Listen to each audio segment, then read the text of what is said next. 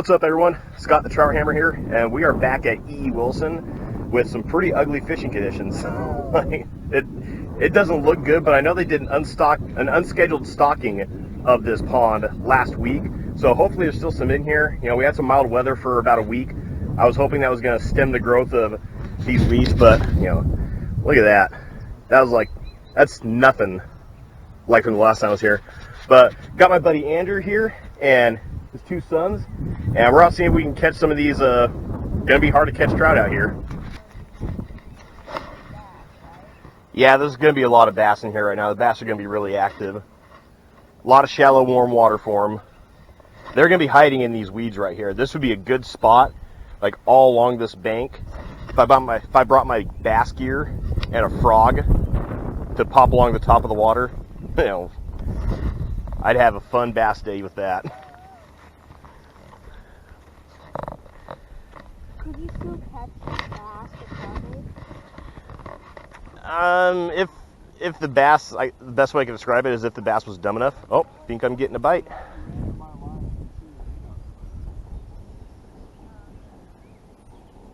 No? I was twitching like it was a fish, not the wind. Still twitching.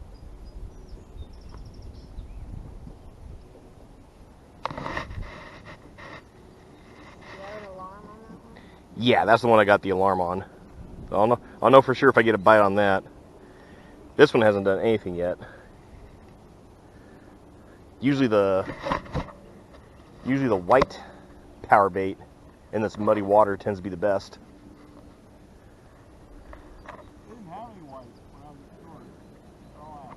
Did you go to Sportsman's Warehouse? No, Beth had to do some grocery shopping, so we just all went to Fred Meyer. Oh yeah, Fred Meyer's fishing section is pathetic. Yeah. They had chartreuse. Sorry, Fred Meyer, but it's true. Oh, I think that was a big bite, but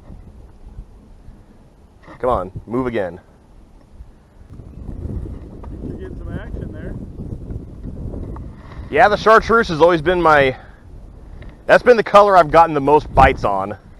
Everywhere I go is chartreuse. Look at that, guys, I got something. Caught weed fish. I think we're going to catch a lot of weed fish today. You want to try that other hole? Or are you feeling like something? Well, I had the one bite and I had another bite. Okay. I'm wondering if the fish are just, it wouldn't surprise me with how warm it's been. The fish are lethargic. So they're not biting it out of hunger. It's almost like the too hungry to eat Gotcha. mentality, where it's like I'm so hungry I can't actually eat this. Sure. There's some kind of frog with a tail. It's like tadpole with legs. Yep. It's almost ready to get rid of its tail and live on land. And the water gets really low at this pond. I like walking the perimeter. You'd be surprised how much tackle people lose when the water just goes from like here to here. I mean, they snag on dirt. You know, one man's trash. Can't tell you how much money I've saved finding tackle like this. We're fishing with the trout here. Yeah, you are. And see, like I told you guys in previous videos, why I use that bite alarm when I'm trout fishing with the Carolina rig, because look how much the wind is blowing right now. Look how much is blowing my rod around. You see that? So that bite alarm right there is going to let me know if I get a bite instead of just watching the tip. Because if I see the tip move like that, I'm going to jump at it over and over again thinking I have a bite, and then I'm just going to move my bait and it's going to confuse the fish. That bite alarm, that's why it's so helpful on these windy days like this. Yeah, I'd say another minute. We'll try the other spot. Man, it seems like there should be tons of fish in here. Dad, If they where's put the net? thousands of fish in here, and the pond's only this big. But this is probably the most pressured pond for trout fishing. Timberland maybe close second. Yeah, but they put way more fish here than they do at Timberland. Yeah, but so they usually stock this pond on Wednesdays. Okay. And I'll come here on a Wednesday afternoon, because you can almost time your clock by. They come out here at like 11:30 on Wednesdays to stock it. I'll come out here at 11, and it's elbow to elbow across the entire pond. I mean, I'm fishing like this. I can cast directly out in front of me, and it's one of the reasons why I became such an accurate caster, was because I had to find a way to cast and not cross anyone's line. What's your favorite rod to use? Probably... I actually don't know if I have a favorite rod. I think I just have a different rod for different things. I more so have favorite lures.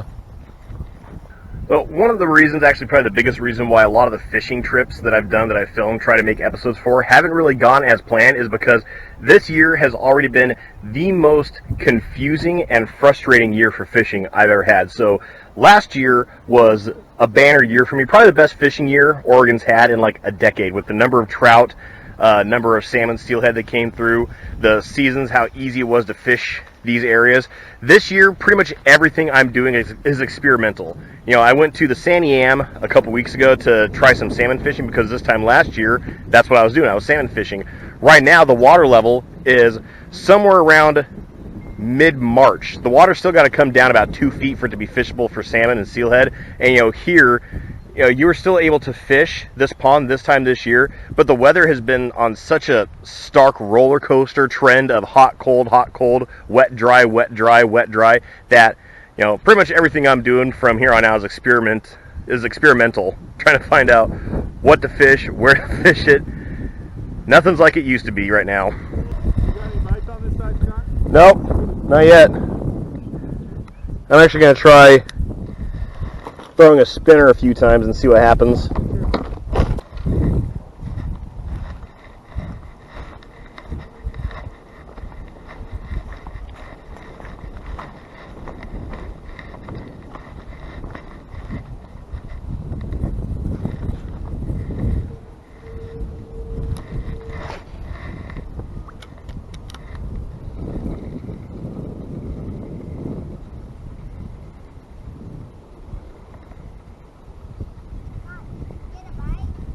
Not yet. I'm using a lure.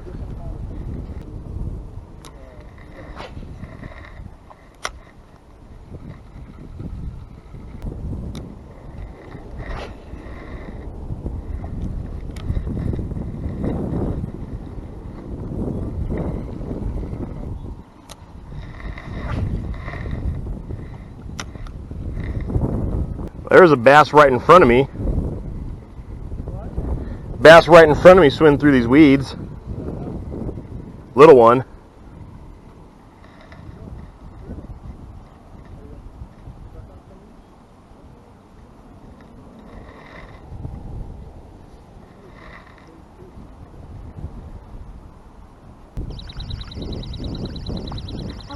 No, I crossed my line. Yep. You got me excited there. Got me excited, but I felt my rod load up a little bit, and I go in my head, I go, yep, I caught my line, and then I hear that. Yeah, guys, we got skunked, but that's just that's the season. That's the way it goes. Trout fishing, especially out here with the conditions we had. So, but the idea is having fun, and the idea is learning from the experience you had. So, I mean, obviously things to take away from this: too warm. Trout usually aren't active in the warm weather because the water gets warm and it shuts them down, so they get real lethargic. They don't go out and feed as often. And also time of day. I mean, we tried to get out here as early as we could for the coolest part of the day, but nothing really bit. But had fun catching up with Andrew, meeting his kids, and we're gonna go fishing more often together.